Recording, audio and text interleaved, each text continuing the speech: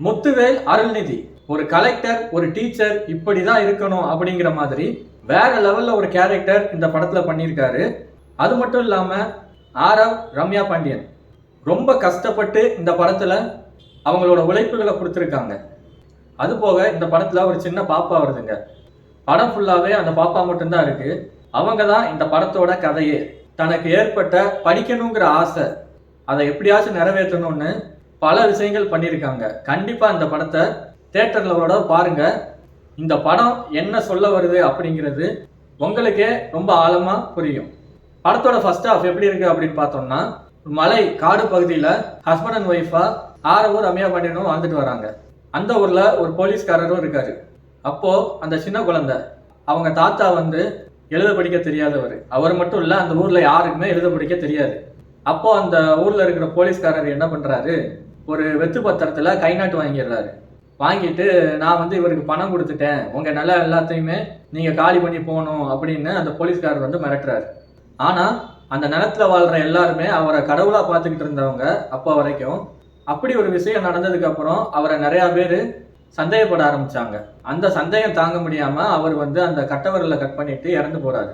இறந்து போறதுக்கு முன்னாடி கண்டிப்பா நீ படிக்கணும், படிச்சு பெரிய ஆள் ஆகணும் அப்படின்னு அவங்க பேத்தி ஆரவுக்கும் ரம்யா பாண்டியனுக்கும் பிறந்த குழந்தை, அந்த குழந்தைகிட்ட சத்தியம் வாங்கிட்டு இறந்து போயிடுறாரு.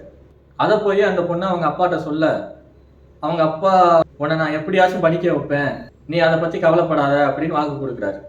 இப்படியே தாங்க படத்தோட ஃபர்ஸ்ட் ஹாஃப் போய்கிட்டு இருக்கு. படத்தோட இன்டர்வல் காட்சிக்கு தான் அருள்நிதி உள்ள வராரு. அது என்னன்னு அப்புறமா சொல்றேன். இன்டர்வல் வரைக்கும் காட்சிகள் எல்லாமே எப்படி இருந்துச்சுன்னா, ஃபுல்லா மலை காடு அப்படின்னு ரியலா அவங்க பண்ணியிருக்கிற ஷூட்டு, நிறைய அருவிகளை காட்டுறது, மிருகங்களை காட்டுறது, அப்படி இப்படின்னு ஒரு வேற லெவல்ல அந்த காடையே நம்மளுக்கு சூப்பரா சுத்தி காட்டி நம்மளே அந்த இடத்துக்கு கூட்டு போன மாதிரி ஃபீல் பண்ண வச்சிருக்காங்க. இப்போ படத்தோட செகண்ட் ஹாஃப் எப்படி இருக்கு அப்படின்னு பார்த்தோம்னா, தன்னோட அந்த பொண்ணு படிக்கணும்னு ஆசைப்பட்டதுல, அதனால ஆரவ் நான் கொடுத்த வாக்கை நிறைவேற்றுறேன் அப்படின்னு கலெக்டரை பார்க்க போய்கிட்டு இருக்காரு. அப்போ அந்த பொண்ணு பெரிய மனுஷி ஆயிடுறா. ஏதாச்சும் இந்த மாதிரி விஷயங்கள் நடந்தா 11 நாளைக்கு காடை யாரும் தாண்டக்கூடாது அப்படின்னு அவங்களுக்குள்ள ஒரு ரூல்ஸ். அப்படி இருக்கும்போது ஆரவும் திரும்ப வந்துடுறாரு. அந்த ஃபங்க்ஷன் நடந்து முடிஞ்சவதும் என்ன பண்ணுவாங்க அப்படின்னா, அதான் பெரிய மனுஷி ஆயிட்டால அப்படின்னு சொல்லி ஊர்ல இருந்து கல் எடுக்கிற சீன் ஒன்று இருக்குங்க. அதை நீங்க கண்டிப்பா படத்தை பார்த்து தான் தெரிஞ்சுக்கணும். அந்த பொண்ணுக்கு அடுத்து உடனே மேரேஜ் வச்சிருவாங்க அப்படிங்கிற மாதிரி. இது பிடிக்காம அந்த சின்ன பாப்பா என்ன பண்றாங்க, அந்த ஊரை விட்டே ஓடிடுறாங்க. படிக்கணும் அப்படின்னு சொல்லிட்டு பள்ளிக்கூடத்தை தேடி சிட்டிக்கு வந்துடுறாங்க. சிட்டிக்கு அவங்க பேசுற பாஷை யாருக்குமே புரியல. ஒரு கட்டத்துல ரொம்ப மோசமான நிலைமையெல்லாம் சந்திச்சு திரும்ப அப்பா அம்மாட்ட போனா போதும், திரும்ப நம்ம வீட்டுக்கே போயிருவோங்கிற மனநிலைக்கு வர்றாங்க. ஆனா அவங்களுக்கு எப்படி திரும்ப போறதுன்னு தெரியல. ஏன்னா இவங்க பேசுற பாஷை யாருக்குமே புரிய மாட்டேங்குது. இப்ப அவங்க திரும்ப வீட்டுக்கு போனாங்களா போகலையா, அந்த போலீஸ்காரர் அந்த நிலங்களை என்ன பண்ணாரு, அந்த மக்கள் தான் வாழ்ந்தாங்களா வாழலையா, ஆரவும் ரம்யா பாண்டியனும் அந்த போலீஸை பழிச்சுக்கிறாங்க, அதனால எதுவும் நடக்குதா, இது எல்லாமே அருள்நிதி.